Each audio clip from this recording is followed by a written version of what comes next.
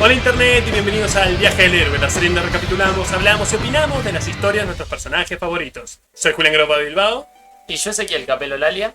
Y continuamos el arco de dos partes que empezamos en el capítulo anterior con los nuevos jóvenes titanes número 12, Choque de Titanes. Y vamos a empezar hablando de la tapa. Respecto al dibujo, en las tapas se suele preferir usar pocos personajes, algo más icónico, algo más de póster.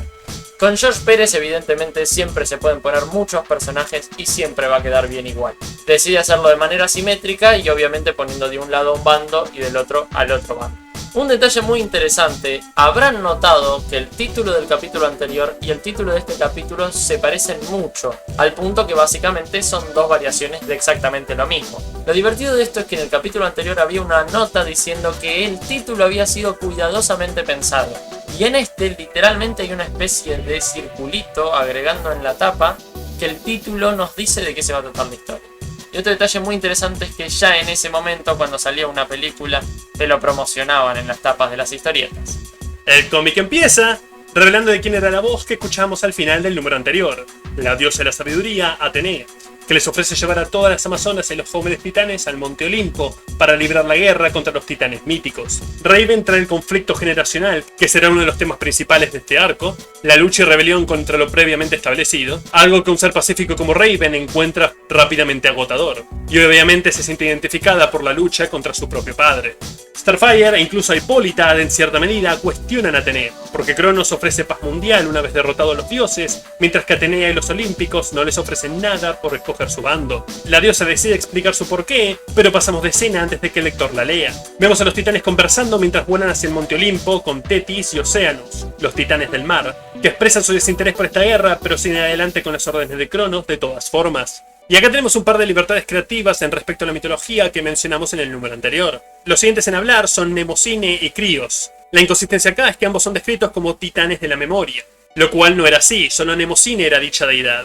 Críos era el dios de los rebaños y las manadas. Y el segundo es que dicen estar casados, eso tampoco era así. Quiero aclarar que no me importa que sean 100% fieles a la mitología.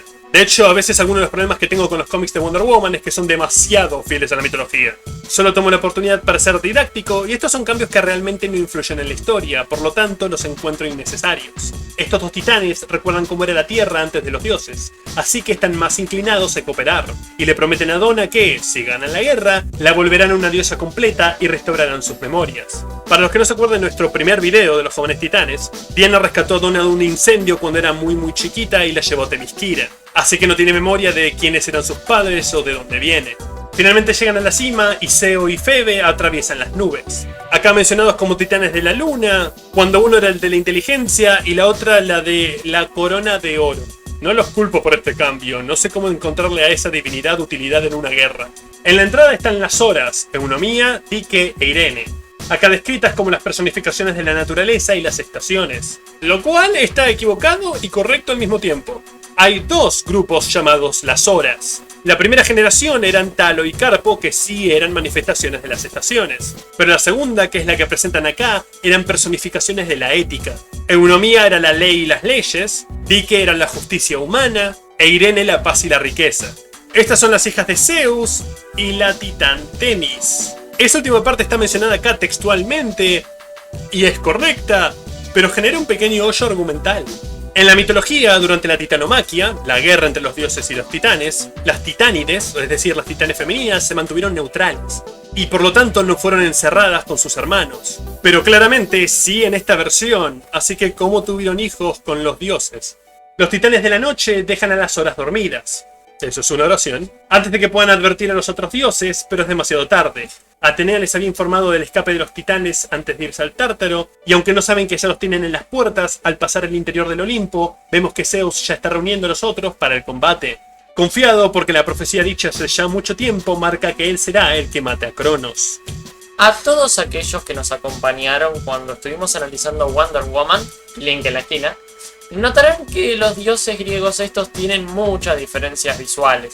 Y eso tiene que ver porque a nivel cronológico estamos en dos tiempos completamente diferentes. Lo que vimos en Wonder Woman anteriormente es post-crisis en las Tierras Infinitas. Estos dioses son pre-crisis. Y en el que más lo notarán es en este dios que aparece en este cuadro, que es efectivamente Ares, después lo van a nombrar, y no tiene absolutamente nada que ver con el antagonista de las historietas que ya analizamos. Y eso es porque técnicamente todavía no lo es. Así que no se preocupen, Ares se va a poner mucho más interesante visualmente. Mientras los titanes avanzan, se encuentran con otra inconsistencia mitológica. Este número es casi lo opuesto al anterior en ese aspecto, porque los titanes se encuentran con la personificación de la venganza que acá llaman Furias. Ese es un nombre romano, acá tendrían que ser las Erinias. Y fuera del diseño, que tendría que ser más humano, pero eso es lo de menos, en una historieta la variedad visual siempre es bienvenida. Una de las características de las Erinias es que no servían a Zeus o los dioses olímpicos. De hecho, los dioses las respetan, les temen o tal vez ni siquiera las toleran. No se acercarían al Olimpo, mucho menos defenderlo. De todas formas, la pelea es corta. Mientras Cronos y Donas las mantienen en el lugar, Océanos y Tetis inundan la sala con un diluvio. Finalmente llegando al umbral de la morada de los dioses, y la guerra empieza. Y esta es una imagen épica. Zeus, Poseidón, Artemisa, Hermes, Hefesto, Eos, Ares y Boreus lanzándose a la guerra contra los titanes. Y qué mejor manera de mostrarnos esta hermosa imagen que en una doble página, como corresponde. Como dije anteriormente, este trabajo de George Pérez es bastante anterior al que vimos de Wonder Woman y se nota que también hay menos trabajo en ciertos detalles en particular. Pero siempre es sólido y siempre nos permite que todo esté en su lugar.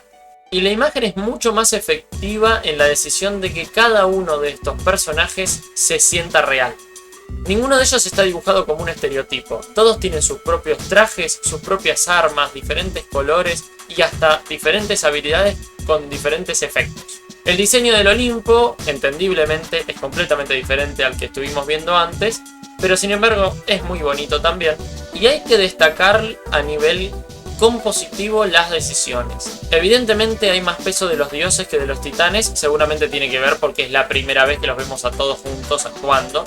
Es muy dinámico porque todos están en poses diferentes, con pesos diferentes y en lugares que van completando toda la primera página y haciendo un equilibrio en la segunda. Y la decisión de que uno de los rayos de Eos literalmente corte en diagonal la segunda página. Y la decisión de la quimera atrás de Zeus apuntando al vértice también es muy interesante. Y también el detalle de que Cronos pelea con una guadaña.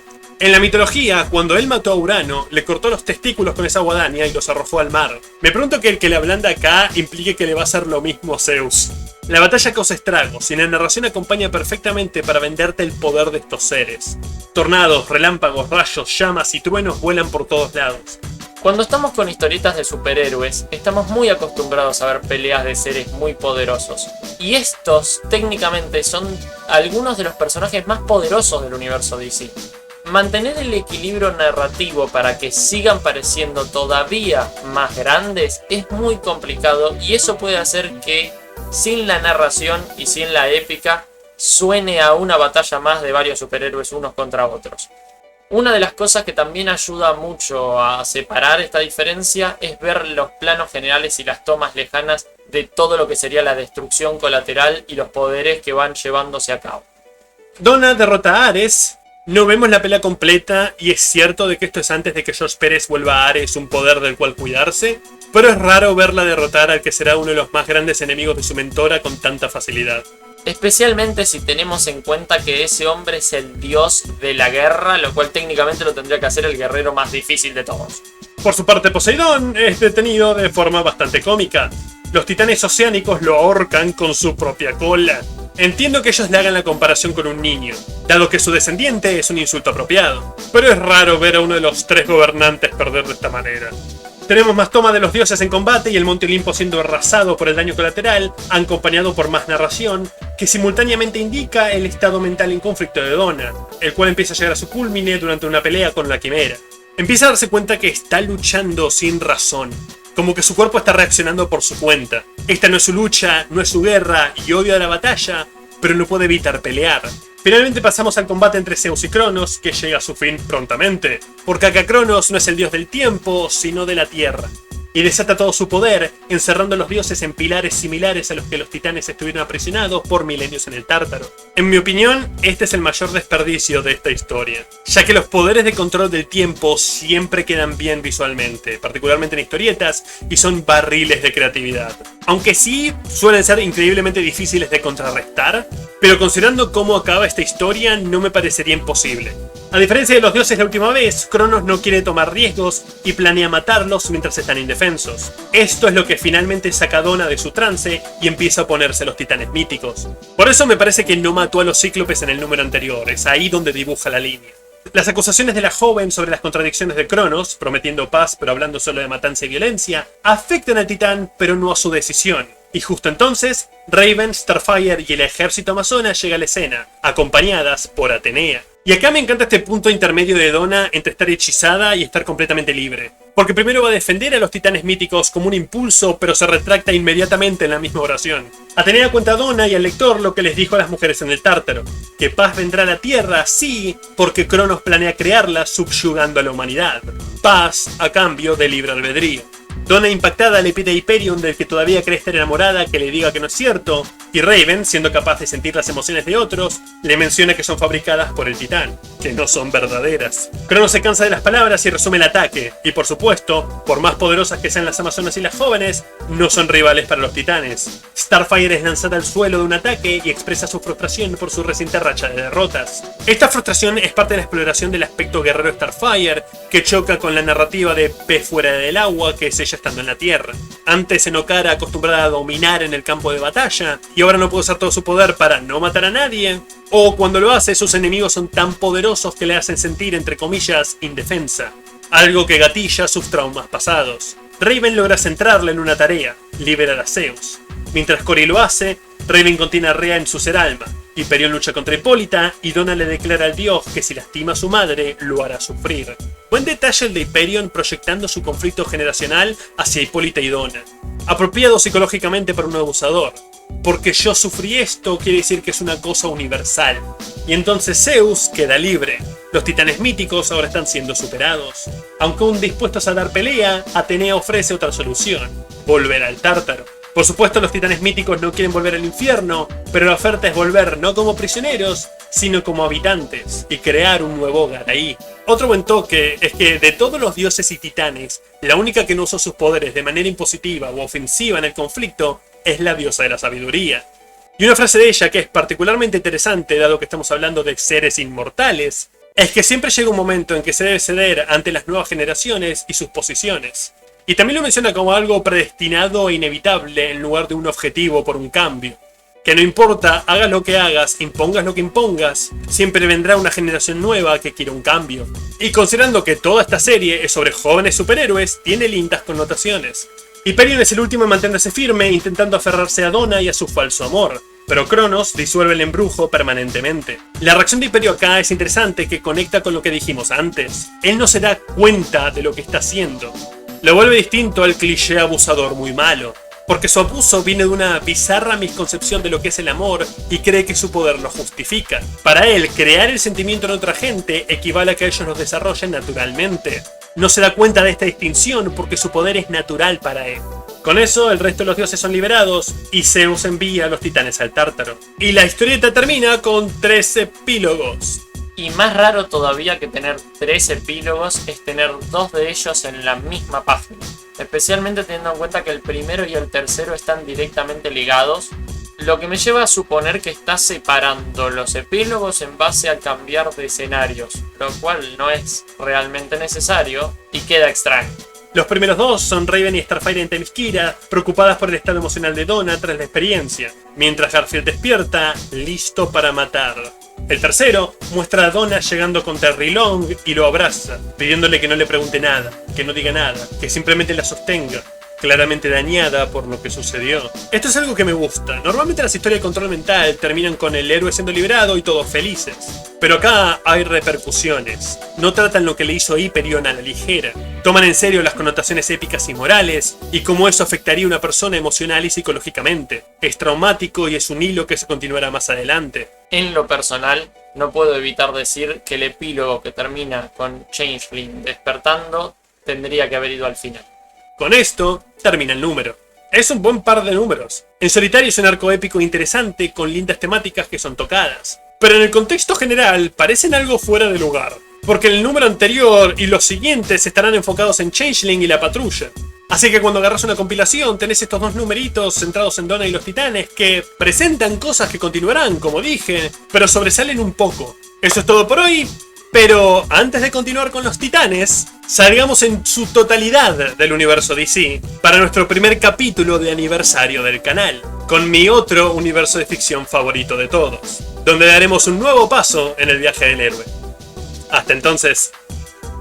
¡Hey! Si te quedaste hasta el final, probablemente te haya gustado nuestro contenido o realmente lo odiaste. En cualquier caso, por favor considera suscribirte o al menos darle un me gusta. Esos 2 clics ayudan más de lo que pueden imaginar.